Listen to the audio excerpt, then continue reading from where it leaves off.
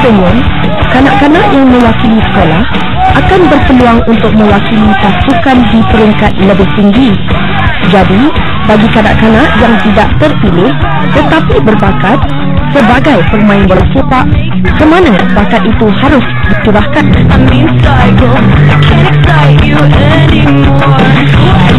Bola sepak merupakan sukan yang cukup terkenal dan digemari semua generasi di serata dunia, termasuklah negara Malaysia.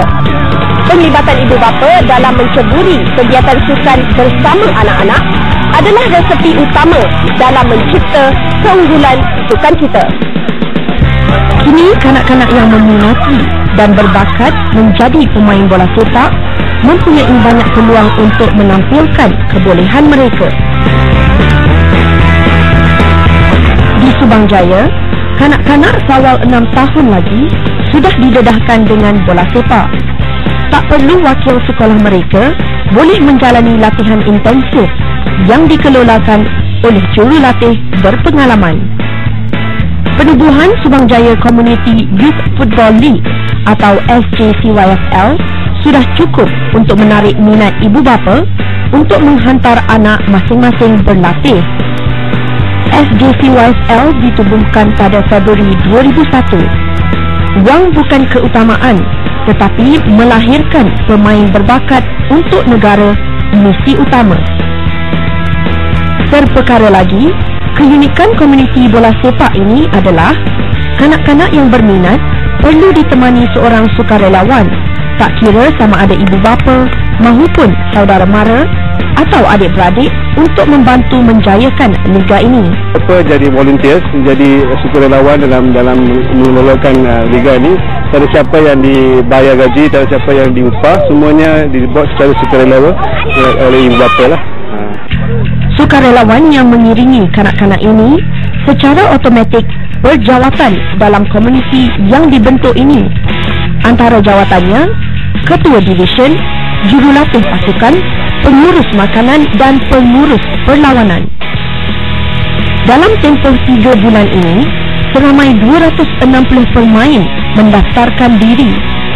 Mereka berusia antara 6 hingga 14 tahun. 4 kategori yang dibahagikan dalam liga ini. Kategori junior, kanak-kanak berusia 6 hingga 8 tahun. Kategori major, 9 hingga 10 tahun. Kategori senior, 11 hingga 12 tahun. Dan kategori premier bagi kanak-kanak berumur 13 hingga 14 tahun. No one is paid and everybody plays.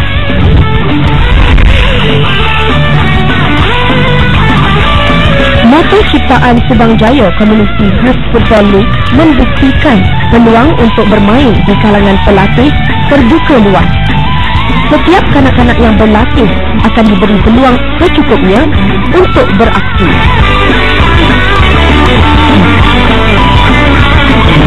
Supportlah, memang bagus sekali sebab di sini dia tak bagi perhatian kepada yang bagus saja. Dia bagi secara umum semua diberi peluang bermain. Memang jadi keutamaan di sini, semua at least kena main 2 kuarter. So bagi saya itu satu law regulation yang bagus lah untuk budak-budak supaya dia rasa dia adalah sebagai satu part of the team rather than jadi reserve duduk kat bench saja. So I think that's a good move lah from Subang Jaya ni. Melalui liga ini dapat dilihat semangat komuniti di kalangan warga Subang Jaya hidup dalam harmoni, saling bekerjasama dan hormat menghormati antara satu sama lain. Puncanya bola sepak. Melalui bola sepak, ibu bapa dilihat mampu memberi lebih masa untuk bersama-sama anak masing-masing. Semangat kekitaan di kalangan penduduk juga terserlah dan masing-masing boleh mengenali lebih dekat lagi antara satu sama lain. Saya rasa ini satu inisiatif yang bagus lah, because bukan saja dapat membantu confident anak-anak, teamwork, tapi juga macam bagi merapatkan lagi ikatan kekeluargaan tu lah. And most importantly, kalau you dapat tengok dekat sini, semua bangsa ada, Melayu, Cina, India, So that's the best part lah. Fikiran saya ialah sangat baik lah, kerana ia memberikan keluarga, sekeluarga kan, bermain dan how to say, be together lah, untuk sebagai seorang bapa, sungguh istimewa untuk tengok anak kami main, dan untuk kanak-kanak juga memang mereka suka untuk ibu bapa mereka tengok semasa mereka main. Ya. Liga ni memberi banyak manfaat kepada kanak-kanak. Terutama anak saya, dia lebih confident sekarang. Lagipun it's good exercise, you know, and saya rasa lebih banyak kanak-kanak perlu melibatkan diri dalam liga ni. Yuran kemasukan hanya perlu dibayar sekali untuk satu musim, termasuklah perlawanan akhir, iaitu perlawanan kalah mati. Bayaran yang dikenakan amatlah berpatutan setanding dengan kelengkapan yang disediakan. Setiap pemain dikenakan bayaran RM195 untuk iuran pendaftaran sepanjang musim, bukan sekali bayar RM195, dan setiap pemain akan menerima satu set jersey, dan satu trofi, medal yang akan diberi ikut nama pemain di sana. So setiap pemain akan dapat satu medal, dan juga bayaran untuk insurans dan semua untuk merangkumi yuran penyelenggaraan padang semua. SGCYFL bukan sahaja satu liga permainan bola sepak, malah juga dapat membina keyakinan diri sebagai permulaan untuk masa depan anak-anak. Seperti kata pepatah, meluntur buluh biar dari rebungnya. Siapa kata penduduk bandar mementingkan diri sendiri, tidak mengenali jiran sekeliling dan tiada semangat harmoni. Ini membuktikan hanya dengan bola sepak mencetuskan persahabatan, kerjasama dan mewarnai konsep satu Malaysia.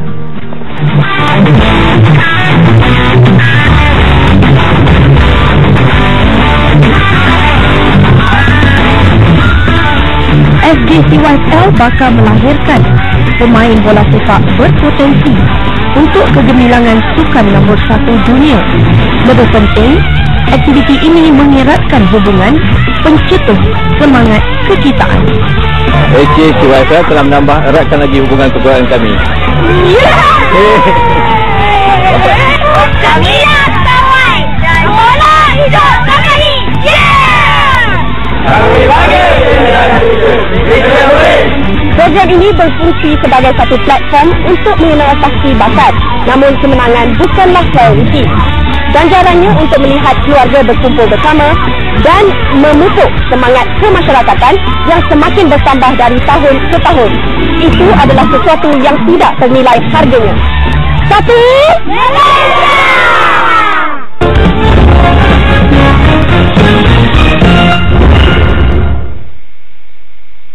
Selamat siang kepada seluruh penumpang KLIA Thomas dengan tujuan Sepulang Laut untuk Batam Center dengan kapasiti 143 dengan jarak tempuh 23 nautical mile, 1 jam 35 minit.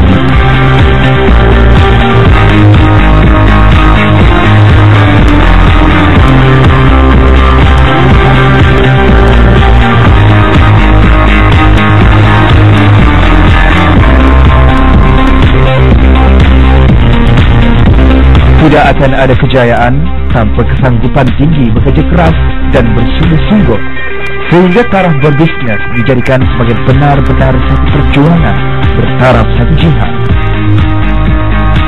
Di atas kertas, mungkin kata-kata ringkas dan padat itu mudah dicoret. Namun apabila menerjemahkannya dalam realiti hidup, insan bernama Azhari Muhammad Amin sudah melalui pahit getirnya. Sebagai seorang usahawan yang kini terbabit dalam perkhidmatan feri yang berpusat di komplek The Zone, iaitu di Terminal Feri Antarabangsa Johor Bahru, melalui syarikatnya Citra Indomas Malaysia Sendirian Berhad, ia cukup masak dengan dunia perniagaan.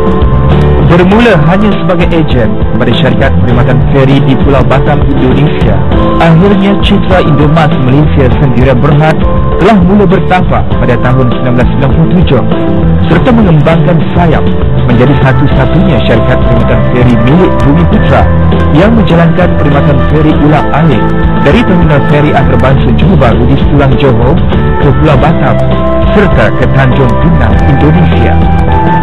Kerja Negeri Nasional baru-baru ini sempat meninjau ke pejabat urusan syarikat Citra Indomas Malaysia Sendirian Berhad yang terletak di Aras 3 Kompleks di Setulang, Bandaraya Johor Bahru untuk berkongsi pengalaman bersama anak jati negeri Johor ini. Bermula dengan hanya sebuah feri, kini syarikat Citra Indomas telah memiliki 6 buah feri penumpang dari pelbagai jenis serta saiz. 3 daripadanya menjalankan perkhidmatan ulang-alik dari terminal feri antarabangsa Johor Bahru di Setulang Laut ke Pulau Batam, Indonesia, dan sebuah lagi membawa penumpang ulang-alik dari terminal Jeput Tanjung Pinang, Indonesia ke terminal feri antarabangsa Johor Bahru di Setulang Laut.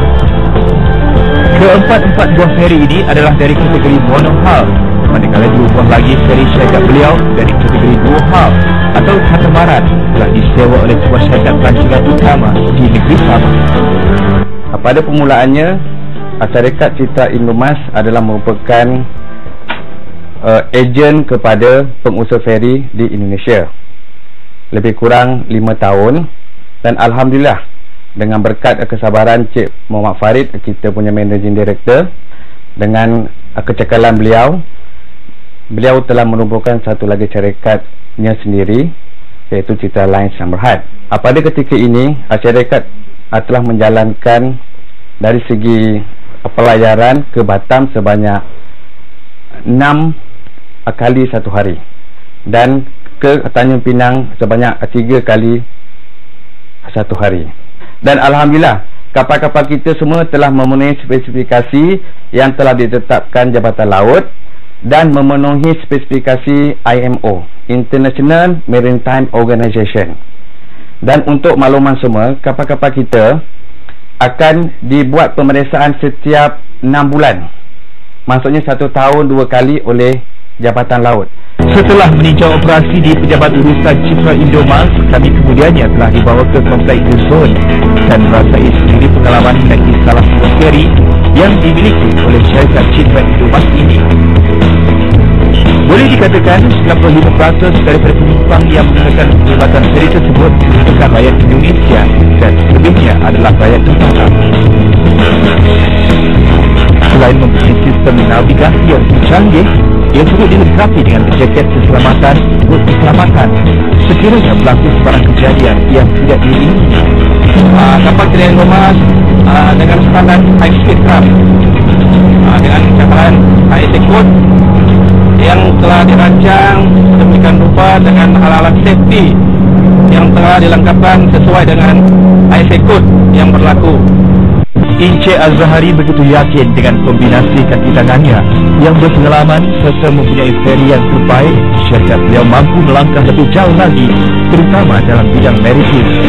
Walaupun berdepan kemunculan banyak syarikat perkhidmatan feri yang baru, beliau tidak menganggapnya sebagai cabaran.